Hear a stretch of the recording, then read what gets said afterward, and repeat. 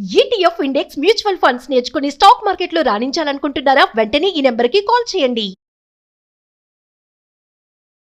Hi viewers, India's largest digital media network Suman టీవీకి స్వాగతం. ప్రస్తుతం మనతో ఉన్నారు motivational speaker and advocate Ushasri. నమస్తే ఉషా. నమస్తే.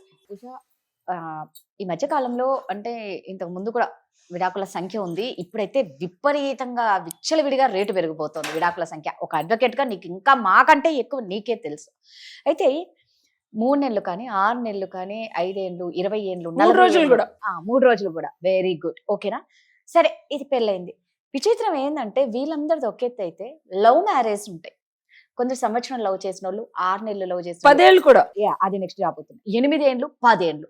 అరే, ఇన్నేళ్ళు తర్వాత కూడా పెళ్ళి అయిన తర్వాత విడిపోతున్నారు. అంటే విడిపోనీకే వీళ్ళు ఇన్నేళ్ళు వెయిట్ చేసి పెళ్లి చేసుకున్నారా అని అనిపిస్తుంది. అనే కేసెస్ కూడా చూస్తున్నాను నేను. ఒకటి ఎక్కడ ప్రాబ్లం అవుతుంది, వీళ్ళకి ఒకరికొకరికి అండర్స్టాండింగ్ లేకనా, సర్దుకోలేకపోతున్నారా, ఈగోలా, ఎందుకు ఇంత సంఖ్య పెరిగిపోతుంది? వీటిలో నువ్వేమనుకుంటున్నావు? అన్ని కలిస్తేనే ఇవి వస్తున్నాయి. అండ్ ఇంకో కోణం మర్చిపోతున్నాం ఈ మధ్య. మనం ఇది సెలబ్రిటీస్ లైఫ్ లో చూస్తున్నాం, రియాలిటీలో ఎన్ని జరుగుతున్నాయో అనేది తెలియదు. 1 కాదు 2 కాదు 3 పెళ్ళిళ్ళు కూడా చేసుకుంటున్నారు. Yes, అవును. మరి సరే, నార్మల్ వాళ్ళకి ఈగోలు అనుకుంటాం, ఇంకోటి ఇంకోటి. సెలబ్రిటీలకి డబ్బులు ఉంటాయి, పేరు ఉంటది, అన్ని ఉంటాయి, ఫ్యామిలీ ఉంటది, సపోర్ట్ ఉంటది, పనులు ఉంటది. Yes. ఒకదాని తర్వాత 2 తర్వాత 3 కిందకి వస్తున్నారు. Divorce is the biggest daunting devil of కలియుగం అని చెప్పాలి. మన ఇండియన్ కల్చర్ లో ఆయువు పట్టేంటి? పెళ్లి. కుటుంబ వ్యవస్థ. అంటే ఆ పెళ్లితోనే ఈ కుటుంబ వ్యవస్థ అనేది నిలబడేది. పెళ్లి డెఫినెట్ గా కుటుంబ వ్యవస్థ. ఒక ఇంటికి ఒక కర్త. అంటే మనం స్మృతీస్ అండ్ శృతీస్ నుంచి మనకి ఫ్యామిలీలో వచ్చింది, ఎస్పెషల్లీ హిందూ ఫ్యామిలీ యాక్ట్స్ కానీ ఇవన్నీ. ఓకే. అండ్ ఆ స్మృతీస్ అండ్ శృతీస్ లో ఎలా అయితే చెప్పారో, హెడ్ ఆఫ్ ద ఫ్యామిలీ ఉంటారు, ఆయనే కర్త ఆఫ్ ద ఫ్యామిలీ, ఆయన చెప్పిన మాట వినాలి. అండ్ ఆ తర్వాత ఇవన్నీ. ఇది ఎందుకు వస్తుందంటే రాధా, ఒకటి, పెళ్లి అనేది మన ఇద్దరి మధ్యలో బంధం కాదు. అందరిలాగా 2 కుటుంబాలని నేను చెప్పను, ఎందుకంటే అసలు ఇప్పుడు ఆ కుటుంబంలో ఎవడుంటున్నాడో కూడా తెలియట్లా. సో పెళ్లి అంటే ఒక సొసైటికల్ ఆబ్లిగేషన్. కుటుంబం డజంట్ రిస్ట్రిక్ట్ టు నీ అమ్మ నాన్న అక్క చెల్లెళ్ళు, మన అమ్మ నాన్న అక్క చెల్లెళ్ళు, అవతల వ్యక్తి ఎక్స్టెండెడ్ ఫ్యామిలీయే కాదు, సొసైటీలో మనల్ని చూసే ప్రతి ఒక్కరికి మనం ఒక ఆబ్లిగేషన్. మనం ఇతనితో ఉంటున్నామని ఒక క్లారిటీ వాళ్ళకు ఉన్నప్పుడు, మనం ఇదివరకు తిరిగినట్టు, పబ్బులకి వెళ్ళినట్టు, డాన్స్ వేసినట్టు, ఫ్రెండ్స్ తో తిరిగినట్టు ఉన్నా సరే ఎదుటి వాడికి ఒక ప్రశ్నార్థకమైన సిచ్యువేషన్ వస్తుందని నువ్వు ముందే అబిలిటీ తెలుసుకోవాలి. ఒక కుటుంబంలోకి వెళ్ళినప్పుడు నీ మీద రెస్ట్రిక్షన్స్ ఉంటాయి, నీ మీద ఎక్స్పెక్టేషన్స్ ఉంటాయి, నీ హావభావాలు, నీ మాట తీరు, నీ క్యారెక్టరు అనేది క్వశ్చనబుల్. 100 మందికి నువ్వు సమాధానం చెప్పే పరిస్థితుల్లోకి నువ్వు వస్తావు. So this is 1 thing. Second thing, marriage చేసుకున్న తర్వాత సక్సెస్, లేకపోతే ఒక అబ్బాయి అవని, ఇప్పుడు అమ్మాయిలు ఒక్కళ్ళే వెళ్ళి ఊళ్ళు వెళ్ళేసి చేయట్లేదు, ఈక్వల్ గా ఇద్దరు పరిగెట్టాల్సిన పరిస్థితి వచ్చినప్పుడు గ్రోత్ సక్సెస్ రేటు పెళ్లి వల్ల ఆగిపోతుందని చాలా మంది అనుకుంటున్నారు. దాని వల్ల కూడా డివోర్సులు తీసుకుంటున్న పరిస్థితుల్లోకి మనల్ని మనం తోసేసుకుంటున్నాం. అసలు లైఫ్ లో కుటుంబం ఉంటే ఏమున్నా లేకపోయినా మనం మజ్జిగ చారు తాగి అలాగ ఉండే ఒక పరిస్థితి నుంచి డబ్బుంటేనే మనిషి మనుగడ అనే పరిస్థితికి ఇది ఎక్కడి నుంచి వచ్చిందంటే, మనం పాశ్చాత్య దేశాల నుంచి మనం అమెరికనైజేషన్, వెస్టర్నైజేషన్ నుంచి ఆపాదించుకుంటున్నాం. సో ఈ ఆపాదనలో చాలా వరకు సక్సెస్ అయిపోయారు. ఇప్పుడు ఆ ఏజ్కి కూడా వచ్చేసాం. సక్సెస్ అయినా వెనక్కి తిరిగి చూసుకుంటే, అమ్మ తిన్నావా, నీ మంచి చెడు అడిగేవాడు, నీకు బాగోనప్పుడు ఒక్కడొచ్చి ఈరోజు ఒకడు వస్తాడు, రేపు ఇంకోటి వస్తాడు, ఎల్లుండి ఎవడొస్తాడో తెలియని పరిస్థితి. సో మనం సక్సెస్ అని వెనక్కి తిరిగి చూడకుండా పరుగులు పెట్టిన ప్రతి మగాడి ఆడదాని జీవితం మళ్ళీ ఏ 2వ పెళ్లికో 3వ పెళ్లికో ఎత్తుక్కునే దారులు తీస్తుంది. ఒకటి, మనం ఏదైతే వదిలేసి హ్యాపీగా బతకడానికి అని చెప్పి ఆడదాన్ని కూడా నువ్వు ఉద్యోగానికి పంపించి, లైఫ్ ఎందుకు, చక్కగా కుటుంబంతో ఉండడానికి, తల్లిదండ్రులతో సెలబ్రేట్ చేసుకోవడానికి, పండుగలు పబ్బాలు నచ్చినవి కొనుక్కోవడానికి ఇద్దరు కష్టపడుతున్నప్పుడు, కష్టపడుతూ ఇంకొక బిగ్గెస్ట్ థింగ్ ఏంటంటే, ఇది నేను ఇప్పుడు నీకు సొల్యూషన్ చెప్తున్నా. వీటిలన్నిటిలో నీకు ప్రాబ్లం ఎక్కడ కనిపించింది? ఇండివిజువలైజేషన్ వచ్చేసింది ప్రతి మనిషి.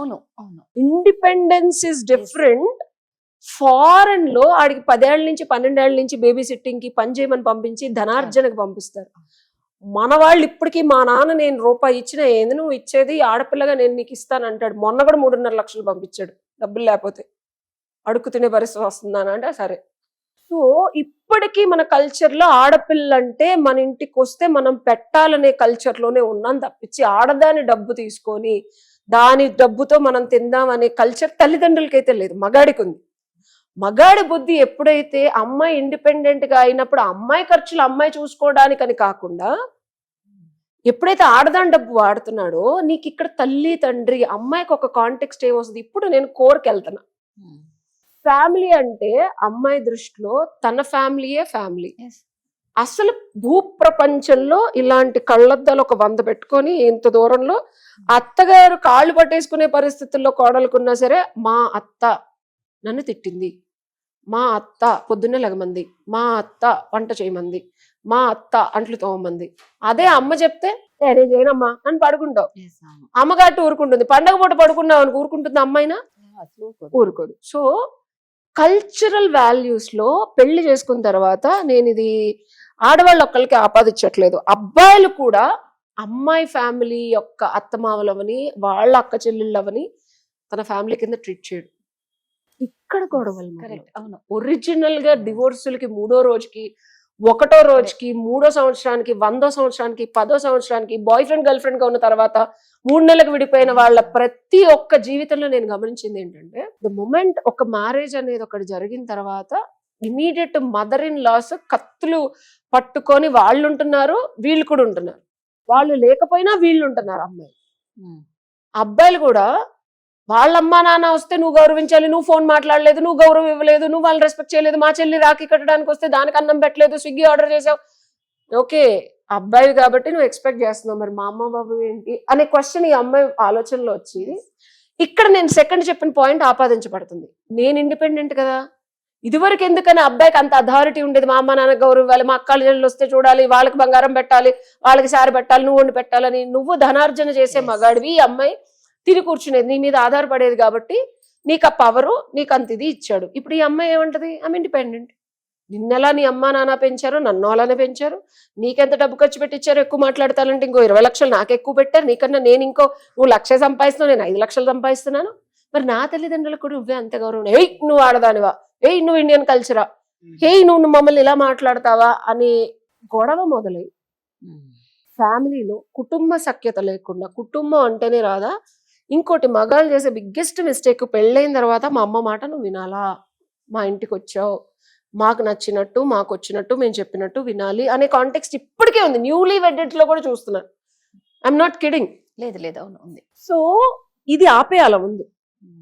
నువ్వు అలా అంటే అమ్మాయి నోట్లో నాలుక బయటే ఉంటది, మరి నేనేంటి, నా తల్లిదండ్రులు ఏంటి, మాకు ఇవ్వాల్సిన గౌరవం ఏంటి, మాకు ఇవ్వాల్సిన పెట్టిపోతలు ఏంటి, మరి నేనెందుకు ఇస్తున్నాను కట్నం, నా దగ్గర ఎందుకు తీసుకుంటున్నావు డబ్బు.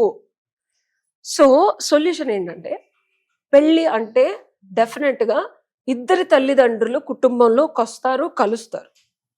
ఓకే, ఒకటి ఎస్పెషల్లీ అమ్మకి ఇవ్వాలా ఇంపార్టెన్స్, భార్యకి ఇవ్వాలా. ఓకేనా, దీనికి ఒక అద్భుతమైన సొల్యూషన్ చెప్తాను నీకు, మరో ఎపిసోడ్ లో చెప్తాను. ఓకేనా, to conclude this video solution ఏంటంటే ఇద్దరు ఫ్యామిలీ మెంబర్స్ ని ఇద్దరు ధనార్జన చేస్తున్నా, లేదా మళ్ళీ ఇది కూడా చెప్తున్నా, ఇద్దరిలో ఒకళ్ళు ధనార్జన చేస్తున్నా, లేదా బాగా తోపులై ఇద్దరు ధనార్జన చేయకుండా ఇద్దరు అసెట్స్ ని ఖర్చు పట్టుకొని తింటున్నా సరే, నేను ఎక్కువ చేస్తున్నా నువ్వు తక్కువ చేస్తున్నాను అనేది పక్కన పెట్టి ఇరువురి తల్లిదండ్రులు is a part of a కుటుంబం. ఈ ఇరువురి తల్లిదండ్రులకి ఎవరెవరికి ఎప్పుడెప్పుడు ఎక్కడెక్కడ విలువ ఇవ్వాలి, గౌరవం ఒకటే కాదు రాదా, ఎక్కడెక్కడ వాల్యూ, ఎక్కడెక్కడ ఇంపార్టెన్స్ ఇవ్వాలి, ఎక్కడెక్కడ ఇంపార్టెన్స్ ఇవ్వకూడదు అనే ఒక కొల్ల వద్ద ఇద్దరు మెంటల్ గా వేసుకోవాలి. అండ్ రెస్పెక్ట్ చేయడం మొదలు పెట్టండి. మీ పార్ట్నర్స్ కి సంబంధించిన ఫ్యామిలీ మెంబర్స్ ని ఎప్పుడైతే మీరు ఇరు వర్గాలు, అబ్బాయే కాదు అమ్మాయే కాదు, ఇరు వర్గాలు ఒక ఫిల్టర్ తీసేసి రెస్పెక్ట్ చేయడం మొదలు పెడతారు, డివోర్స్ రేట్ అనేది 90%, take my word on that. ఇది నేను ఇన్ని 120 130 కేసులు చూసి చెప్తున్నాను. నేను నా 3 ఏళ్ల అనుభవంలో US లో కూడా ఇదే పిచ్చిగోల. వీళ్ళిద్దరు బాగానే ఉంటారు, వాళ్ళమ్మ ఫోన్ చేసినప్పుడు గొడవ అవుద్ది, వీళ్ళ తమ్ముడు ఇంటికి వచ్చి 3 నెలలు ఉన్నప్పుడు గొడవ అవుద్ది, వీళ్ళ చెల్లి ఏదో డబ్బులు సాయం అడిగినప్పుడు గొడవ అవుద్ది, లేకపోతే అమ్మాయి వాళ్ళ తల్లిదండ్రులకి ఈ అమ్మాయి జీతం వెళ్ళినప్పుడు గొడవ అవుద్ది. ఖచ్చితంగా అవును. ఇట్స్ నాట్ అబౌట్ మనీ, నేను అదే చెప్తున్నా. ఇక్కడ వాల్యూ సిస్టమ్. ఓకే, ఇప్పుడు ఇది ఇచ్చాం కదా, నెక్స్ట్ మనం మీ మమ్మీ డాడీకి ఇద్దాం. అవును. ఓకేనా, సరే మన ఇద్దరం ఎర్న్ చేస్తున్నాం కదా, అసలు మన ఇద్దరం ఇవ్వద్దు. Let's come to conclusion. What value, ఎవరికి ఎప్పుడు ఎంత వాల్యూ ఇవ్వాలి, ఎప్పుడు ఎంత వాల్యూ ఇవ్వకూడదని సరళీకృతంగా వాళ్ళకి తెలియజేసి మీరు సఖ్యతగా కనుక ఉండగలిగితే డివోర్స్ రేట్స్ పడిపోతాయి. Correct. అంటే ఇది ఒక్కటే అని కాదు, బట్ డెఫినెట్ గా కరెక్ట్ గా చెప్పావు ఉషా. నిజంగా అదే వీళ్ళిద్దరు కరెక్ట్ గా ఉన్నా కూడా ఇక్కడ పేరెంట్స్ నుంచి వస్తది. ఎలా ఉందంటే ఇప్పుడు కాలం పెళ్లి అంటే ఈ కుటుంబం ఆ కుటుంబం యుద్ధానికి రెడీ అన్నట్లు కథలు. పట్టుకొని ఉన్నారు. సో నిజంగా మారాలి. Thank you. Thank you.